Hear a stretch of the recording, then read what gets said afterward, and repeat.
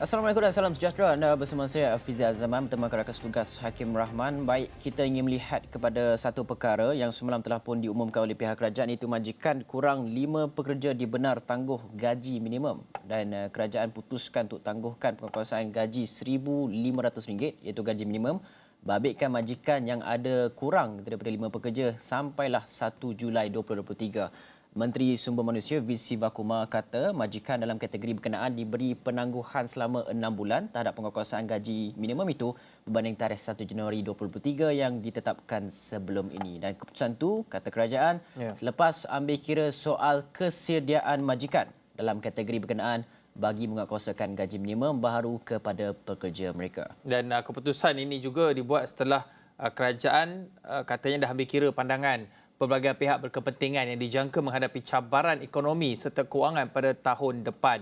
Kalau diikutkan perintah gaji minimum ini mula buka kuasa pada 1 Mei 2022 dengan kadar gaji sebanyak RM1,500 sebulan untuk semua sektor tanpa kira wilayah bagi majikan yang mengajikan 5 pekerja atau lebih. Dan peraturan sebelum ini, semua majikan yang mengajikan kurang daripada 5 pekerja diberi pengecualian dan pelaksanaan perintah gaji minimum sebanyak RM1,500 ini buka kuasa pada 1 Januari. Maksudnya sebelum ini dah ditangguhkan kalau tak dilaksanakan bersekali dengan majikan yang mempunyai 5 pekerja atau lebih pada 1 Mei 2022, tetapi untuk kategori majikan yang mempunyai kurang dari 5 pekerja ini ditangguhkan dari sejak 1 Mei, kemudian yang terbaru ini ditangguhkan lagi sehingga 1 Julai 2023. Dan untuk mengulas lanjut bersama di Thailand ketika ini, kita bersama dengan Encik Muhammad Afendi Abdul Ghani, Presiden Kongres Kesatuan Sekerja Malaysia MTUC. Assalamualaikum, selamat pagi Encik Afendi. Selamat pagi Hakim Afizi. Pertama sekali, respon awal terhadap pengumuman Menteri Sumber Manusia berhubung dengan penangguhan penguasaan perintah gaji minimum RM1,500 terhadap syarikat yang mempunyai kurang 5 pekerja ini. Respon MTC kita memang terkejut dengan keputusan kerajaan sebab kita tidak menjangkakan bahawa pindaan ataupun penguasaan gaji minima bagi yang PKS yang 5 orang ke bawah ni ditangguhkan lagi sebab ia telah diwartakan.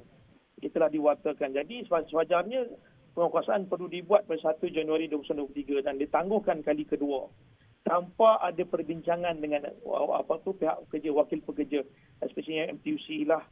Dan bagi MTUC ini tidak adil kepada pekerja dan kita telah tunggu lama sebenarnya. Daripada bulan Mei yang lepas kita tunggu, ditangguhkan lagi, hingga tunggulah bulan 7. Lebih setahun kita kira tangguh. Dan tidak adil kepada pekerja-pekerja terutamanya yang B40 ke bawah lah. Dan ini adalah diskriminasi kepada pekerja dalam negara kita, di mana pihak majikan pun tidak adil kerana mereka pihak kerajaan pun tidak adil kerana majikan telah diberi tempoh 8 bulan untuk bersedia. Maknanya daripada 1 Mei itu ditangguhkan sehinggalah 1 Januari 2023 ni 8 bulan. Kita bagi kerajaan bagi tempoh untuk mereka bersedia untuk melakukan ataupun menguasakan gaji minima RM1,500 kepada semua pekerja termasuklah PKS ataupun semua multinasional yang ada dalam negara kita. Tapi akhirnya tidak berlaku. Saya rasa bukan 8 bulan sebab saya rasa lebih sebenarnya sebab pengumuman ni bukan dibuat sehari sebelum. Dia sememangnya telah pun diberikan lebih awal pengumuman berkaitan dengan gaji minimum RM1,500 kan. Jadi saya rasa lebih daripada 8 bulan tu sendiri.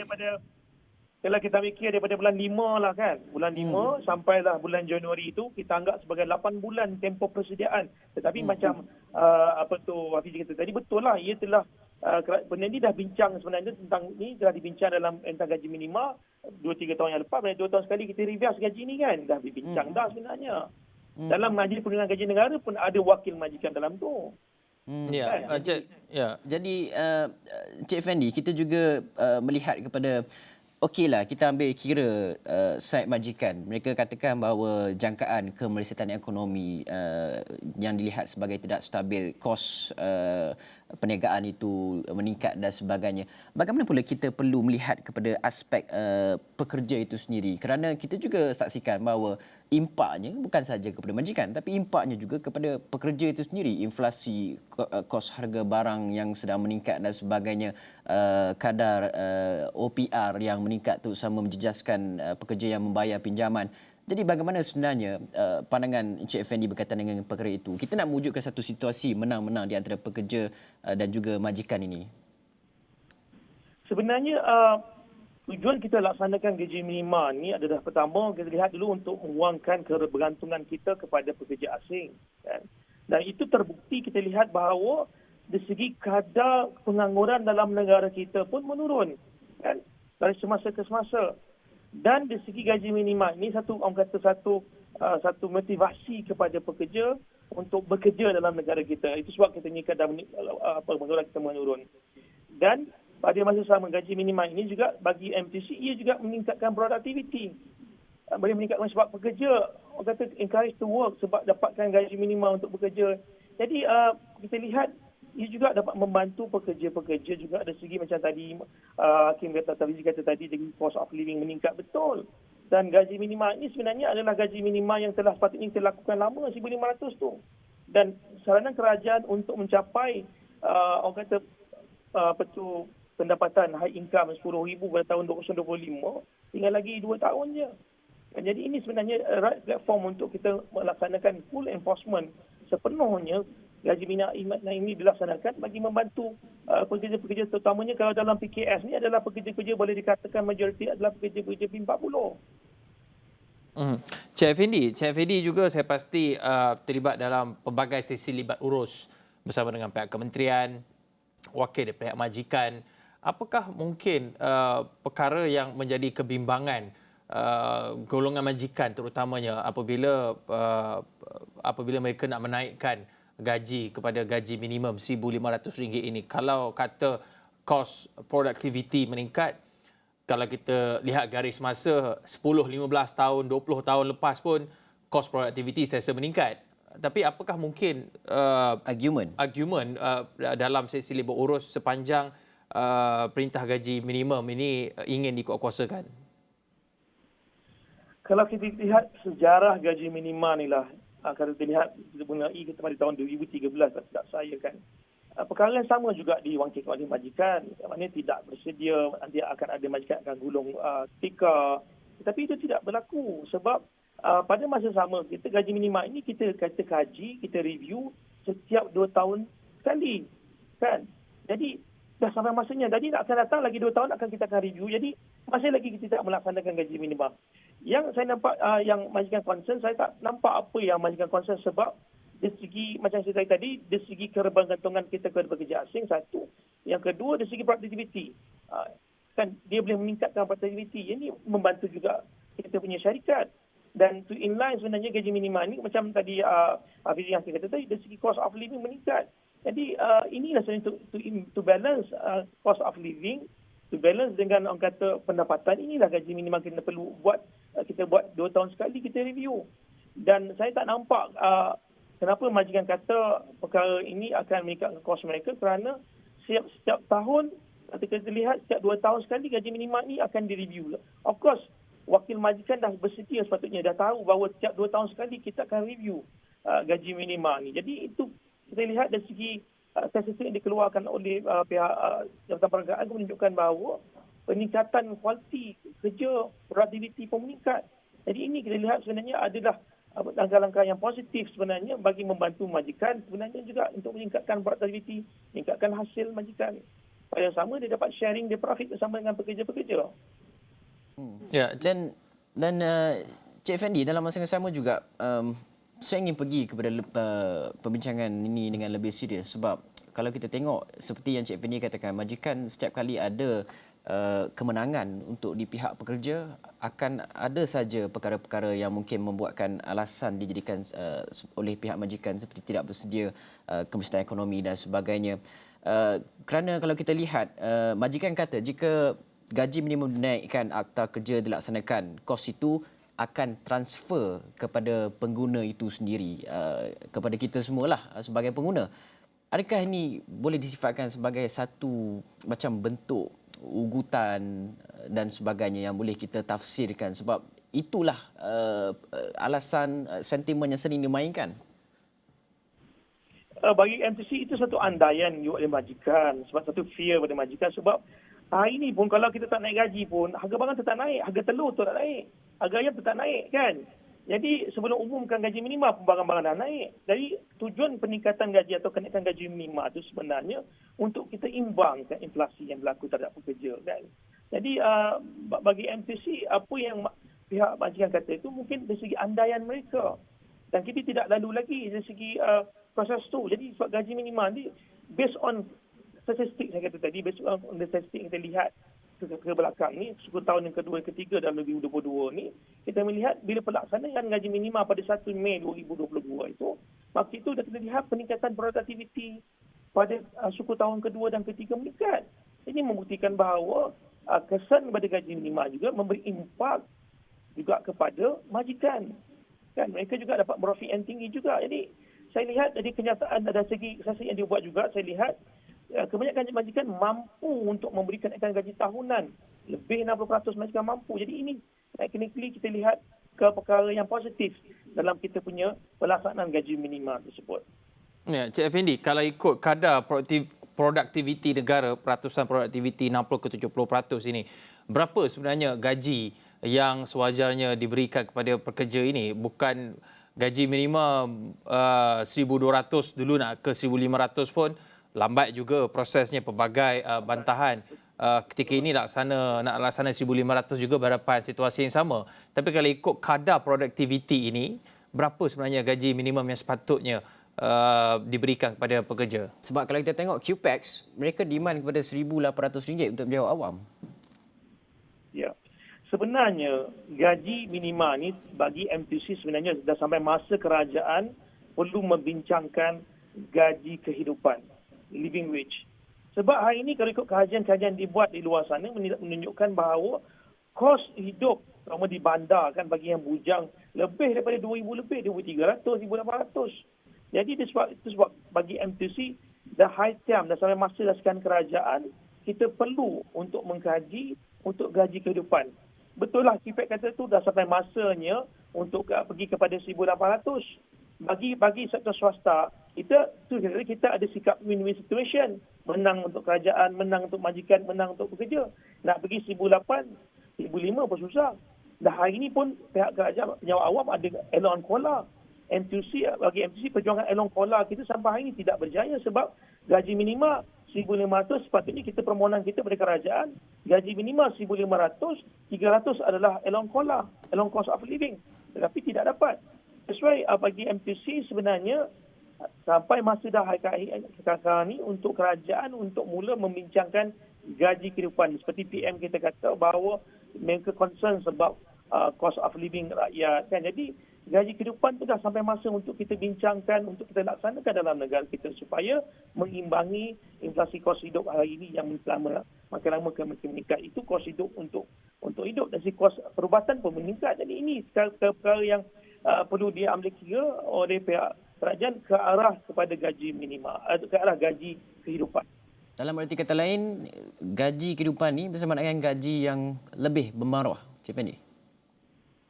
Kalau gaji kehidupan ni adalah gaji yang mengikut keadaan tempat kita bekerja atau keadaan semasa hari ini. So gaji minima ni adalah minimum kan.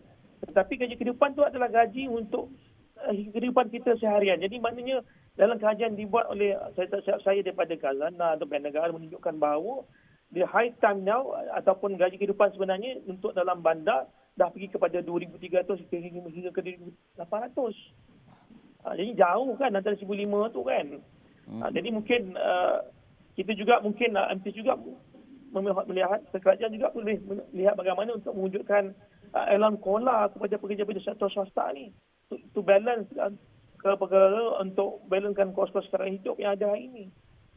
Okey, baik. Banyak lagi kita nak bincangkan bersama dengan Cik Fendi berkaitan dengan pelaksanaan gaji minimum RM1,500 untuk majikan yang ada bawah 5 pekerja ditangguhkan sekali lagi. Kita akan kembali selepas ini. Rehat seketika.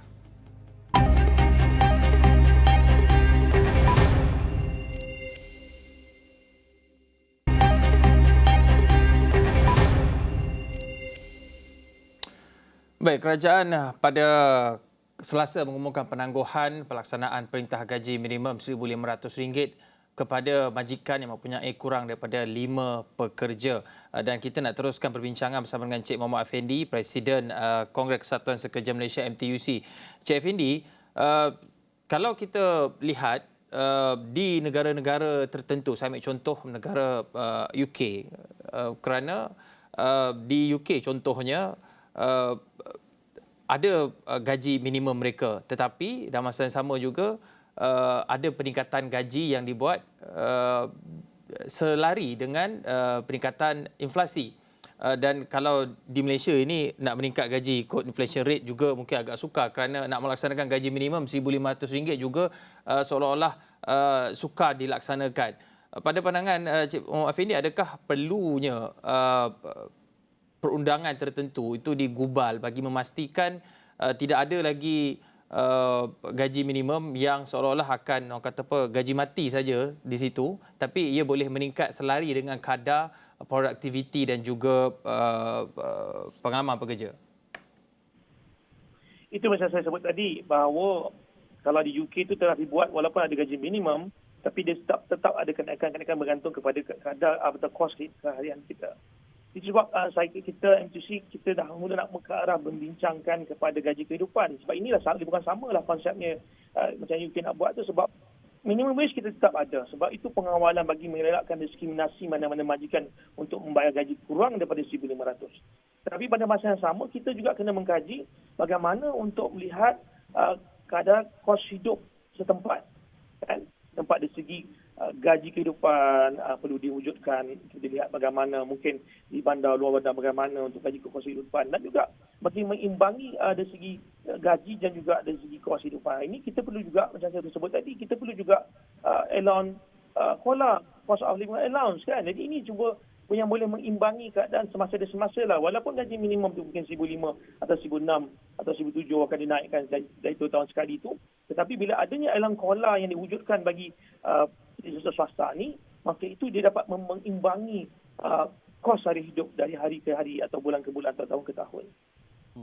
Dan Cik Fendi, dalam masa yang sama kita juga ingin melihat daripada aspek majikan itu sendiri. Apa yang penting untuk majikan adalah produktiviti itu meningkat. Bagaimana sebenarnya, seperti saya pernah tanyakan tadi, wujudkan situasi menang-menang, apa sebenarnya mungkin insentif pelepasan cukai dan sebagainya yang boleh diberikan oleh pihak kerajaan sementara untuk kita mengimbangi.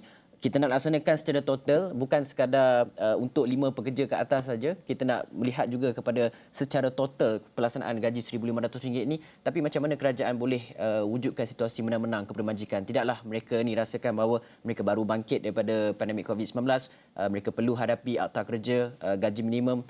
Ini ada 1-2 perkara jugalah, ini antara orang kata alasan juga yang saya lihat dalam laporan-laporan media oleh majikan. 2 perkara yang menang kepada pekerja, tapi untuk majikan macam seolah-olah macam tiada apa. Mungkin ada intervensi yang boleh dilakukan oleh pihak kerajaan, berikan insentif, lepasan cukai, atau bagaimana polisi boleh kita rangka. That's why MTUC kita memang mengharapkan, kita menggesa kerajaan supaya melaksanakan sepenuhnya gaji minimum pada 1 Januari 2023. Kesan tu, maknanya kesan kepada mana-mana majikan PKS lah, terutamanya yang katanya tidak boleh survive, tidak boleh mengekalkan perniagaan, tidak boleh mengekalkan pekerjaan. Benda ini kita dah ada pengalaman di mana dalam tempoh pandemik 2 tahun kita berada dalam pandemik, dalam kegelapan, bagaimana kerajaan membantu pihak-pihak majikan melalui program subsidi upah. Walaupun kita tak nafikan terdapat banyak juga, ada juga segelintir majikan yang mengambil kesempatan dalam kita melaksanakan program subsidi upah tu untuk menipu kan. Tetapi bagi MTUC inilah kita kena laksanakan dulu gaji minima ini, dan pada masa yang sama kita terdapat mana-mana majikan PKS yang tidak boleh survive, yang perlu bantuan kerajaan. Kerajaan perlu, inilah masanya kerajaan pula untuk membantu. Itu sebab saya kata tadi, win-win situation, menang untuk kerajaan, menang untuk majikan, menang untuk pekerja. Semua pihak menang. Maka itu apabila pihak majikan bersetuju untuk melaksanakan gaji minimum secara 100% sepenuhnya pada 1 Januari 2023 ini, dan dalam tempoh kita melaksanakan tempoh gaji minimum tersebut, ada majikan-majikan yang bagi masalah. Inilah masanya untuk kerajaan untuk membantu, sebagaimana kerajaan membantu ketika dalam pandemik ini. program ini. Mungkin kita ada program subsidi upah yang dulu yang dibuat, pengekalan pekerjaan, bagi gaji-gaji, contoh bantuan bagi 600, 300, dulu kita pernah buat, kerajaan pernah buat. Jadi mungkin banyak inisiatif lagi yang kerajaan boleh buat, terutama kepada PKS ni lah. Dari pengecualian cukai ke bantuan untuk bantuan perniagaan. Ini sebenarnya perkara-perkara yang boleh dibincangkan, boleh dipalusi sekiranya kita nampak dan kita lihat secara evidence. Benda tu kita dah jalan ke atas kerja ni. Dalam tempoh kita jalan tu, kita boleh pancun. That's why kalau kita kata tidak bersedia, sampai bulan 7 tidak bersedia lagi, jadi kita tak nampak di mana penambahbaikan yang perlu kita buat. Di mana ruang dan peluang yang penambahbaikan kita perlu buat sebab kita tidak melaksanakan lagi. Kita kata tak sedia saja. Jadi itulah yang kita lihat dalam keadaan hari ini, kita perlu laksanakan gaji minima totally. Secara total menyeluruh. Sebab inilah kita akan lihat bagaimana perjalanan gaji minima itu yang boleh membantu PKS yang ada hari inilah. Sebab Hakim Hafizi hari ini, kita tak mampu nak tengok pekerja-pekerja yang B40 yang berada dalam PKS yang 5 ke bawah ni, kalau duduk tempat yang sama dengan mereka-mereka yang gaji 1,500 ni, mereka tetap bayar makanan nasi lemak pun harga yang sama, minyak harga yang sama pun, tak ada perbezaan pun. Tetapi mereka dibezakan dengan gaji 1,500 dengan 1,200. Hampir lagi untuk tambah lagi 7 bulan. Lebih setahunnya kalau bandingkan dengan 1 Mei, sehingga 1 Mei yang akan datang dah setahun. Ini bulan Julai, bulan 7 akan laksanakan. So ini yang MTC lihat bahawa kemungkinan besar pekerja-pekerja yang bawah, yang PKS yang bawah 5 pekerja ni akan menjadi masalah, akan terbeban dengan kos sara hidup yang akan datang. Ya, Cik Effendi, ada beberapa keadaan yang saya kira sedikit bertentangan di sini. Pertama, soal keupayaan majikan untuk membayar gaji. Di pihak majikan, alasan yang diberikan adalah kesediaan mereka untuk membayar gaji minimum. RM1,500 terutama kepada PMKS itu mungkin akan menjejaskan pendapatan ataupun kos operasi mereka. Tetapi dalam masa sama, produktiviti meningkat, keuntungan juga meningkat. Di manakah perkara sebenarnya? Adakah keengganan majikan untuk mengurangkan margin keuntungan itu menjadi penentu mereka untuk tidak mahu melaksanakan perintah gaji minimum ini? Itu yang saya sebut tadi. Sebab bila kita kata tak bersedia, kita tak nampak apa kesan dia. Sebab kita tidak melaksanakan lagi gaji minimum tersebut. So, jadi kalau itu sebab MTC kita kata tadi, MTC kita menggesa supaya dilaksanakan.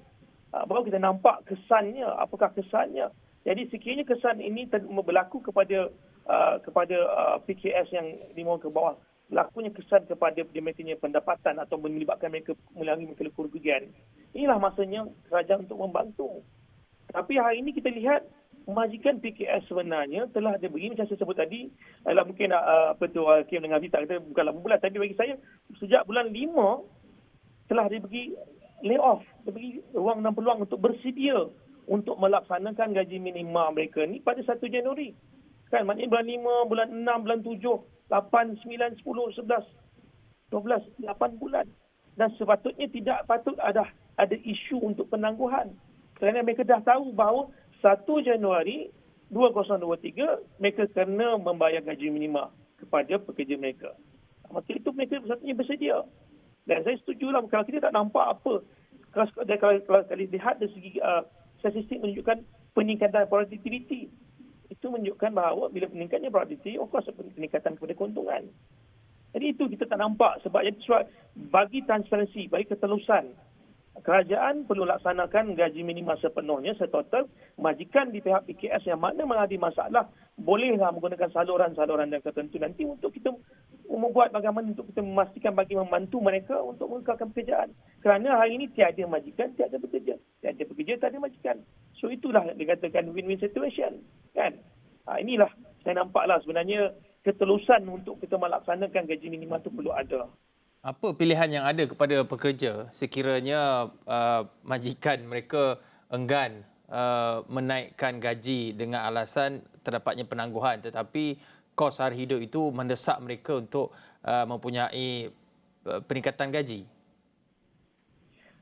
Tu saya nampak kesan dia ada kesan negatif kepada majikan yang PKS 5 ke bawah ni. Of course pekerja tak akan bekerja ke tempat mereka nanti. Of course pekerja yang sedia ada pun akan lari.